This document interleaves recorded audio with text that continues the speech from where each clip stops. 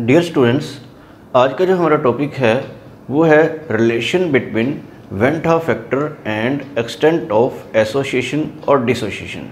तो जो extent of association या डिसोसिएशन है उसको हम मेजर करते हैं डिग्री ऑफ डिसोसिएशन से, डिग्री ऑफ डिसोसिएशन या डिग्री ऑफ एसोसिएशन से। और वेन था फैक्टर जो है हम पीछे आपको बता चुके हैं, जिसको हम आई से रिप्रेजेंट करते थे। तो आई और अल्फ़ा में रिलेशन हमें एस्टेब्लिश करना है। अल्फ़ा क्या है? डिग्री ऑफ डिसोसिएशन या एसोसिएशन। तो पहले मैं डिसोसिएशन का केस समझाऊंगा, फिर आपको एसोसिएशन का समझना है। तो ये टॉपिक है रिलेशन बिटवीन वेन था फैक्टर, जिसको हम आई से रिप्रेजेंट करते हैं। एक्सटेंट ऑफ एसोसिएशन या डिसोसिएशन हम रिप्रेजेंट करेंगे अल्फ़ा से। तो अल्फ़ा को पहले डिफाइन कर देते हैं। मैं पहले डिसोसिएशन का केस ले रहा हूँ, उसके बाद एसोसिएशन का ले लेंगे। तो अल्फ़ा क्या है? Total number of moles, total number of moles taken किसी सॉल्यूट के किसी सोल्यूशन में, और नंबर ऑफ मोल्स डिसोशिएटेड कि कितने में से कितने मोल्स जो हैं वो डिसोशिएट हुए हैं आयंस में। जैसे कि आप कोई इलेक्ट्रोलाइट लेते हैं, सपोज NaCl लेते हैं, तो NaCl का तो सारे आयंस जो हैं, जितने भी NaCl के मॉलिक्यूल होंगे वो सभी आयंस में डिसोशिएट हो जाते हैं। सपोज आप 100 मॉलिक्यूल्स लेते हैं और उसमें से सिर्फ 60 डिसोशिएट होते हैं किसी पर्टिकुलर केस में, तो ये हो जाएगा 100 जो आपने लिए हैं और उसमें से जितने डिसोशिएट हुए हैं तो वो आ जाएगा 0.6। तो ये जो अल्फ़ा की वैल्यू होती है डिग्री ऑफ डिसोसिएशन, तो वो हमेशा लेस देन 1 होती है, क्योंकि अगर ये सारे के सारे मॉलिक्यूल पे डिसोशिएट हो जाएं तो 100/100 तो वो 1 आ जाएगा। तो ऐसा जनरली नहीं होता। तो मैं आपको एक एग्जांपल दिया है कि सपोज कर लेते हैं कि 100 में से 60 मॉलिक्यूल डिसोशिएट होते हैं। ये डेफिनेशन जो है नंबर ऑफ मॉलिक्यूल से नहीं है बल्कि नंबर ऑफ मोल से है। तो नंबर ऑफ मोल से मैं आपको समझाने के लिए नंबर ऑफ मॉलिक्यूल्स बोल देता हूँ। तो आप मान लीजिए कि 100 मॉलिक्यूल्स लिए 60 डिसोशिएट हुए, तो ये इसको डिवाइड करके आ जाता है अल्फ़ा 0.6। तो इस तरीके से ये तो हुआ डिग्री ऑफ डिसोसिएशन। तो डिग्री ऑफ डिसोसिएशन का वेन था फैक्टर से रिलेशन जो है वो हमें बताना है। तो मैं आपको 100 के हिसाब से समझाऊंगा, लेकिन हमें जो करना है, डेरिवेशन जो करना है, that is with 1 mole of a substance. 1 मोल के अकॉर्डिंग हम करेंगे, लेकिन समझाने के लिए 100 का यूज़ करेंगे। तो आप देखिए कि जो वेन था फैक्टर होता था उसको मैंने बताया था कि observed value of colligative property divided by calculated. अगर मैं NaCl की बात करूं तो इस केस में वेन था फैक्टर कितना आता था? अगर आप सारे ही मॉलिक्यूल्स आयंस में टूट जाते हैं, सपोज एक लेते हैं तो डिसोशिएट होके वो 2 हो जाते हैं, तो वेन था फैक्टर जो है इसका ये आपको बताया था कि 2 होता है इस केस में अगर 100% इसमें डिसोसिएशन है। मतलब कि 100 मॉलिक्यूल लें और उसके 200 हो जाए डिसोशिएट होकर, तो वो 2 आ जाता है, फिर तो वेन था फैक्टर 2 होता है। अगर 100% डिसोसिएशन नहीं होती है, 90% या 80% होती है, तो फिर वेन था फैक्टर 2 नहीं आता है। तो वो वेन था फैक्टर जो है उसका एक्सटेंट ऑफ डिसोसिएशन पे डिपेंड करता है। उसी में रिलेशन जो है हमें आपको समझाना है।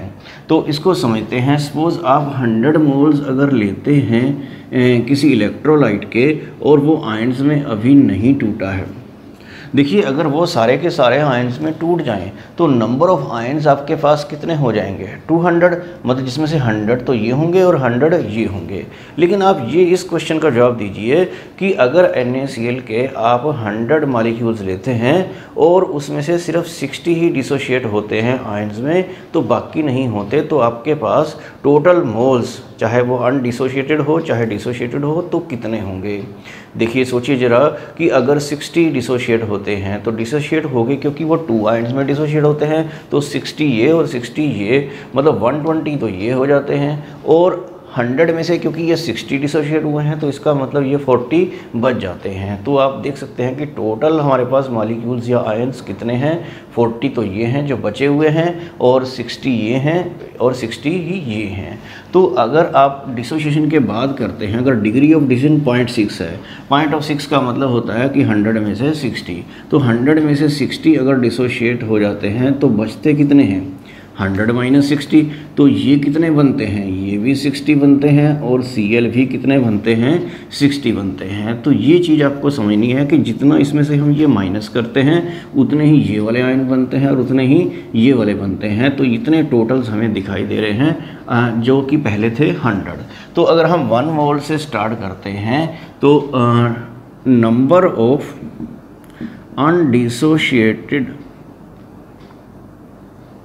Number of moles of undissociated particles, जो अनडिसोशिएटेड रह जाते हैं तो वो 1 में से कितने अल्फ़ा, जैसे 100 में से 60 है तो 1 में से ये कितना हो जाता है 0.6 उसका क्या है डिग्री ऑफ डिसोसिएशन। तो अनडिसोशिएटेड जो पार्टिकल रह जाते हैं वो हो जाते हैं 1 माइनस अल्फ़ा।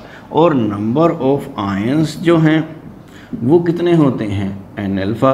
तो ये n अल्फ़ा आपको समझ नहीं आया तो यहाँ से समझ लीजिए। तो ये 60 + 60 कितना है 2 × 60। 2 क्या है जितने आयंस में वो डिसोशिएट होता है और जितने वो बनते हैं जो कि वही है जो यहाँ पे हमने माइनस किया है। तो ये कितने आयंस बनते हैं वो इसको इससे मल्टीप्लाई करके आता है जिसको हमने लिखा है n अल्फ़ा। n का मतलब है कि कितने आयंस में वो डिसोशिएट होता है एक मॉलिक्यूल, और अल्फ़ा क्या है वो डिग्री ऑफ डिसोसिएशन है। जितना हम यहाँ से माइनस करते हैं उतना ही यहाँ पर और यहाँ पर लेते हैं और वो उससे मल्टीप्लाई होता है। तो टोटल नंबर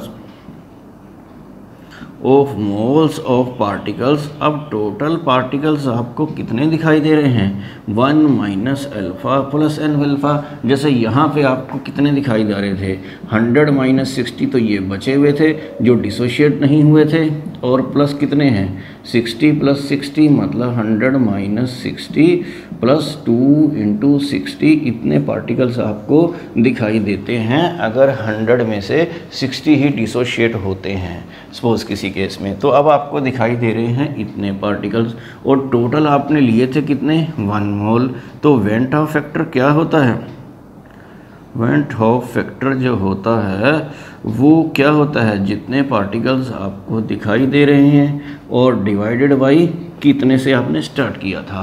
जैसे NaCl का जो वेंट ऑफ फैक्टर मैंने 2 निकाला था वो किस बेस पे था कि जितने पार्टिकल्स आपने लिए हैं और जितने वो दिखाई दे रहे हैं तो वो डिवाइड किया था। तो यहाँ पर इतने पार्टिकल्स आपको दिखाई दे रहे हैं आउट ऑफ 1 मोल। तो इसको हमें आगे सोल्व करना है तो वो कर लेते हैं। 1 को यहाँ से हम छोड़ देते हैं तो इसको आगे कर देते हैं। I की वैल्यू यहाँ पर क्या होगी 1 minus alpha plus n alpha divided by 1 हमने लिखा नहीं है। तो अब इसको सोल्व करते हैं थोड़ा सा। तो ये जो है I = 1, ये जो n अल्फ़ा है और ये जो है n अल्फ़ा में से अल्फ़ा तो हमने कॉमन ले लिया n और ये पीछे लिख लिया, तो ये क्या हो गया n-1। तो यहाँ से आपके पास क्या आएगा अल्फ़ा n-1, ये इधर आके माइनस का हो गया। तो यहाँ से जब आप अल्फ़ा निकालेंगे तो वो कितना आ जाएगा I-1 डिवाइडेड बाई n-1। तो ये आ गया है relation between alpha and went of factor. Alpha क्या है ये डिग्री ऑफ डिसोसिएशन है, और I जो है ये मैंने आपको बता रखा है पीछे, ये क्या है calculated molecular mass divided by observed molecular mass. तो ये फार्मूला आपको लर्न करना है। तो कभी कभी क्या होता है किसी न्यूमेरिकल में अगर कोई न्यूमेरिकल टिपिकल आ जाता है तो उसमें परसेंटेज डिसोसिएशन पूछते हैं। परसेंटेज डिसोसिएशन कैसे निकालते हैं आप इस फार्मूले से, अगर आपने went of factor find out कर लिया है और नंबर ऑफ आयंस पता है वो कितने डिसोशिएट होके देता है, तो आप अल्फ़ा जब फाइंड आउट कर लेंगे तो अल्फ़ा क्या होता है 1 में से, और परसेंटेज आपको निकालनी है 100 में से। तो अल्फ़ा × 100 जो है ये उसकी हो जाएगी परसेंटेज डिसोसिएशन। तो ये रिलेशन था अल्फ़ा और वेंट ऑफ फैक्टर में, और इसी से हम फाइंड आउट कर सकते हैं परसेंटेज डिसोसिएशन। तो ये केस था डिसोसिएशन के केस में, और हम आगे करेंगे एसोसिएशन के लिए। तो आगे यही हम देख लेते हैं एसोसिएशन के केस में कि डिग्री ऑफ एसोसिएशन और वेंट ऑफ फैक्टर में क्या रिलेशन है। तो डिग्री ऑफ एसोसिएशन जैसे डिग्री ऑफ डिसोसिएशन को डिफाइन किया था वैसे ये होगी number of moles associated divided by total number of moles taken, कि कितने में से कितने मॉलिक्यूल मोल्स जो हैं वो एसोसिएट हुए हैं। मैं आपको मॉलिक्यूल से ही समझाऊंगा ताकि आपको समझने में ईजी रहे। तो ये जो है Na = AN ले लेते हैं। मान लीजिए इसके 2 मॉलिक्यूल जो हैं वो मिलकर A2 बना देते हैं, मतलब कि एक डाइमर बना देते हैं। डाइमर का मतलब होता है 2 जुड़ते हैं, अगर 3 जुड़ते हैं तो वो ट्राइमर हो जाएगा, 4 मॉलिक्यूल जुड़ते हैं तो वो टेट्रामर हो जाएगा। तो अभी मैं 2 से समझा देता हूँ। तो आप ये समझ लीजिए कि अगर हम 100 से स्टार्ट करते हैं तो अगर सारे मॉलिक्यूल्स इसके डाइमर बनाते तो आप समझ सकते हैं कि वो 50 हो जाते, मतलब कि 2-2 मॉलिक्यूल जुड़ जाते। तो आप ये समझिए कि सिर्फ 100 में से 60 ही एसोसिएट होते हैं, बाकी नहीं होते। डिग्री ऑफ एसोसिएशन जो है आप 60 मान लेते हैं, मतलब कि अगर 1 में से लें तो 0.6, 100 में से लें तो 60। ये सिर्फ आपको समझाने के लिए है। डिग्री ऑफ डिसोसिएशन या एसोसिएशन ऐसे ज़रूरी नहीं कि किसी की 60 हो। तो 100 में से अगर 60 एसोसिएट होते हैं तो इसका मतलब ये हुआ कि इतने तो बच जाते हैं अनएसोसिएटेड, और जो एसोसिएटेड होते हैं तो वो कितने होते हैं, 60 एसोसिएट होते हैं, क्योंकि 40 तो बच गए हैं। और 60 अगर एसोसिएट हुए हैं, अगर उनका डाइमर बना है तो नेचुरली वो 2 से क्या होगा, डिवाइड होगा। तो इतने पार्टिकल्स आपको नज़र आएंगे, 40 ये और 30 ये, तो वो कितने हो जाते हैं, 70। अगर सारे मॉलिक्यूल्स एसोसिएट होते हैं और डाइमर बनाते तो आपको 50 नज़र आते, लेकिन वो 100% एसोसिएशन नहीं होती है। तो अगर हम 1 मोल से स्टार्ट करते हैं, 1 मोल से अगर स्टार्ट करते हैं तो नंबर ऑफ मोल्स अनएसोसिएटेड कितने बचे। अगर 100 में से 60 हैं तो 1 में से कितना होगा, 0.6, मतलब 1 में से कितना होगा, अल्फा। तो number of moles of associate होकर वो कितने हो जाएंगे पार्टिकल्स, अल्फा बाई एन। जैसे डिसोसिएशन में हमने यहाँ पर मल्टीप्लाई किया था क्योंकि वो पार्टिकल डबल हो जाते थे, एसोसिएशन में वो हाफ हो जाते हैं, मतलब कि उसको हमें क्या करना पड़ेगा, डिवाइड करना पड़ेगा। बस यही दोनों में डिफरेंस है। तो टोटल नंबर ऑफ मोल्स जो हैं वो कितने आपको नज़र आएंगे, टोटल नंबर ऑफ नज़र आएंगे 1 minus alpha plus alpha by n. तो हमने स्टार्ट किया था किससे, 1 मोल से। तो वेंटा फैक्टर जो है आपको क्या नज़र आएगा, ये जितने आपको पार्टिकल्स नज़र आ रहे हैं डिवाइडेड बाई टोटल। तो वेंटा फैक्टर जो है आपको क्या दिखाई देगा, 1 minus alpha plus alpha by n divided by 1। तो यहाँ से इस फार्मूले से वेंटा फैक्टर से हम इसमें से अल्फ़ा फाइंड आउट कर लेते हैं। तो अभी कर देते हैं इसको सोल्व। तो आई जो है यहाँ पर आ गया है 1 minus alpha plus alpha by n. तो यहाँ से आप निकालिए, ये अल्फ़ा इधर ले आइए, alpha by alpha minus alpha upon n is equal to 1 minus i. तो यहाँ से अल्फ़ा कॉमन अगर आप ले लें तो ये ऐसे हो जाएगा, तो ये आएगा 1 माइनस आई। तो यहाँ पर आप इसको एलसीएम ले लें तो ये n minus 1 upon n is equal to क्या आएगा, 1 माइनस आई। तो यहाँ से आप देख सकते हैं कि अल्फ़ा किसके इक्वल आएगा। तो आप समझ गए होंगे कि अल्फ़ा आएगा किसके इक्वल, 1 माइनस आई इंटू ये उधर जाके नीचे हो जाएगा n by n minus 1।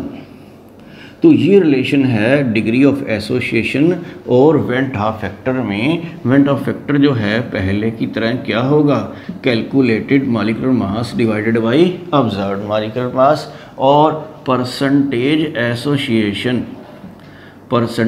Association जैसे उसके बारे में बताया था डिसोसिएशन के बारे में, ऐसे ही परसेंटेज एसोसिएशन अगर आपको किसी न्यूमेरिकल में कैलकुलेट करनी पड़ जाती है तो आप नॉर्मली अल्फ़ा फाइंड आउट कर लीजिए, बाद में उसको 100 से मल्टीप्लाई कर देना। तो इस तरह से आएगी परसेंटेज एसोसिएशन। अब आप यहाँ पे एक बात नोटिस कीजिए कि डिसोसिएशन और एसोसिएशन में जो हमने ड्राइव किया है उसको जो सोल्व किया था, तो आप देख रहे हैं कि इसमें तो हमने 1 माइनस आई लिखा है और डिसोसिएशन वाला फार्मूला था उसमें हमने I-1 लिखा हुआ था, नीचे ये n-1 था। तो सोल्व करते वक्त ऐसा क्यों किया? ऐसा इसलिए किया कि डिसोसिएशन के केस में I जो होता है वो ग्रेटर देन 1 होता है, तो इसलिए उसमें I-1 किया था। और जो एसोसिएशन का केस है इसमें क्या होता है, I लेस देन 1 होता है, तो हमने इसको 1 माइनस आई किया है। तो दोनों फार्मूले को आपने बड़े ध्यान से समझना है और ध्यान से ही इसको लर्न करना है। तो लीजिए एक न्यूमेरिकल कर लेते हैं ताकि आपको बात क्लियर हो जो भी कराई है। Calculate the amount of NaCl which must be added to 100 gram of water so that the freezing point is depressed by 2 Kelvin. Depression freezing point इसमें दे रखा है 2 केल्विन और KF वाटर के लिए है ये 1.86। तो ये वेंट ऑफ फैक्टर जो पिछले लेक्चर में आपने समझा था उससे रिलेटेड है। तो उसमें आपको क्या बताया था कि कैसे सोल्व करना है। देखिए अगर ये सॉल्यूट NaCl है, NaCl जो है ये एक इलेक्ट्रोलाइट है जो आयंस में क्या होता है, डिसोशिएट होता है। तो जो डिप्रेशन इन फ्रीजिंग पॉइंट के जो पहले आपने न्यूमेरिकल कर रखे हैं उसमें जो भी सॉल्यूट लिया था वो था नॉन इलेक्ट्रोलाइट। नॉन इलेक्ट्रोलाइट जैसे सुक्रोज होता है, यूरिया होता है, वो आयंस में डिसोशिएट नहीं होते हैं, तो उसमें वेंट ऑफ फैक्टर का कोई प्रॉब्लम नहीं आती है। लेकिन इस केस में वेंट ऑफ फैक्टर की प्रॉब्लम रहेगी क्योंकि आपको अगर एक मॉलिक्यूल इसका लेते हैं तो वो 2 आयंस में डिसोशिएट होता है। तो आपको याद ये रखना है कि NaCl के लिए वेंट ऑफ फैक्टर होता है 2। तो ऐसे केसेस में जो कोलिगेटिव प्रॉपर्टी होती है, जैसे यहाँ पर जो कोलिगेटिव प्रॉपर्टी है वो कौन सी है, फ्रीजिंग पॉइंट वाली, means depression in freezing point. तो डिप्रेशन फ्रीजिंग पॉइंट के लिए फार्मूला क्या होता है, ये molar depression constant into molality. तो हमने आपको बताया था कि ऐसे सॉल्यूट के केस में आपको इसको थोड़ा मॉडिफाई करना पड़ता है और ये वेंट ऑफ फैक्टर से क्या करना पड़ता है, मल्टीप्लाई करना पड़ता है। तो आपको जब भी एलिवेशन बॉइलिंग पॉइंट या डिप्रेशन फ्रीजिंग पॉइंट के कभी कोई न्यूमेरिकल करने हो तो सॉल्यूट पर जरूर नज़र डालें कि कहीं वो इलेक्ट्रोलाइट तो नहीं है। आयंस में अगर वो डिसोशिएट होता है तो आपने यहाँ पर वेंट ऑफ फैक्टर जरूर लगाना है। तो देखिए यहाँ पर डिप्रेशन इन फ्रीजिंग पॉइंट दे रखा है 2 और वेंट ऑफ फैक्टर भी आया है 2 NaCl के केस में, और KF कितना है 1.86। तो यहाँ से हम ऐसा करते हैं कि मोलैलिटी फाइंड आउट कर लेते हैं। ये 1.86 था, तो ये आप जब इधर डिवाइड करेंगे तो इस केस में जो मोलैलिटी है, जो स्मॉल m है, वो आप कैलकुलेट कर लेना, तो वो आ जाएगा 0.538। तो 0.538 मोलैलिटी है ये स्मॉल m। तो इसका मतलब ये हुआ कि 0.538 मोल्स ऑफ सॉल्यूट मतलब NaCl are present in 1000 gram of solvent. कि इतने मोल्स जो हैं वो 1000 ग्राम सॉल्वेंट में डिज़ोल्व किए हैं। तो ये पूछ रहा है कि कितने ग्राम जो है 100 ग्राम सॉल्वेंट में अमाउंट ऑफ NaCl, मतलब कितने ग्राम NaCl डिज़ोल्व कर दिया जाए। अभी हमने कैलकुलेट कर लिया है कि 1000 ग्राम में इतने मोल्स डिज़ोल्व कर ली जाएं। तो पहले तो आपको मोल्स के क्या बनाने हैं, ग्राम्स में कन्वर्ट करना है। तो मैंने आपको कई बार ग्राम को मोल में कन्वर्ट करना बताया था कि मॉलिक्यूलर मास से डिवाइड कर देते थे, लेकिन यहाँ मोल को ग्राम में कन्वर्ट करना है तो हमें मॉलिक्यूलर मास से क्या करना पड़ेगा, मल्टीप्लाई करना पड़ेगा, ताकि ये मोल्स का हमें ग्राम पता चल जाए। क्योंकि 1 मोल जो NaCl होता है, NaCl का मॉलिक्यूलर मास कितना है आपको याद होगा 58.5। तो इसका मतलब ये हुआ कि इसका 58.5 ग्राम कितना होता है, 1 मोल। मतलब कि 1 मोल में इतने ग्राम होते हैं, तो इतने मोल में कितने ग्राम होंगे, तो हमें 58.5 से क्या करना पड़ेगा, मल्टीप्लाई करना पड़ेगा। और जब आप ये मल्टीप्लाई करेंगे इसको तो ये आ जाएगा 31.47 ग्राम। तो मॉलिक्यूलर मास से मल्टीप्लाई करके हमेशा आ जाता है मास इन ग्राम। तो इतने मोल्स की बजाय हम कहेंगे कि इतने gram of NaCl are present in 1000 gram of solvent. तो 1000 ग्राम ऑफ वाटर है यहाँ पर। तो इसका मतलब ये हुआ कि 1000 ग्राम में इतना सॉल्यूट डिज़ोल्व किया गया है। लेकिन क्वेश्चन में क्या पूछा है कि 100 ग्राम में कितना डिज़ोल्व किया गया है। तो जब 1000 में इतना किया है तो 100 में कितना होगा, तो आप इसको ईजिली कैलकुलेट कर सकते हैं और वो कैलकुलेट करके आ जाएगा 1000 में इतना और 100 में इतना। तो आप कैलकुलेट करेंगे तो वो आपका आंसर जो आएगा वो 3.147 आएगा। तो इस तरह के न्यूमेरिकल्स में आपको ये वेंट ऑफ फैक्टर जो है ज़रूर ध्यान रखना है।